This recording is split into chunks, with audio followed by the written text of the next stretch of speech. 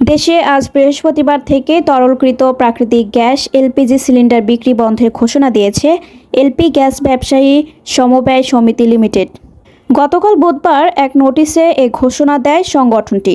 দাবি আদায় না হওয়া পর্যন্ত সারা দেশে এলপিজি সিলিন্ডার সরবরাহ ও বিক্রি বন্ধ রাখা হবে বলে জানিয়েছে তারা।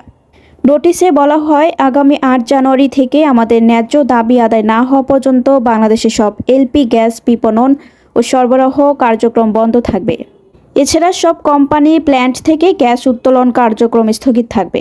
এর আগে বুধবার জাতীয় প্রেস ক্লাবের সামনে সংবাদ সম্মেলন করে নিজেদের দাবি তুলে ধরে এলপিজি ব্যবসায়ী সমিতি।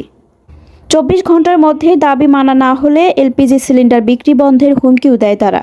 এরপর সিলিন্ডার গ্যাস বিক্রি বন্ধের ঘোষণা দেন তারা।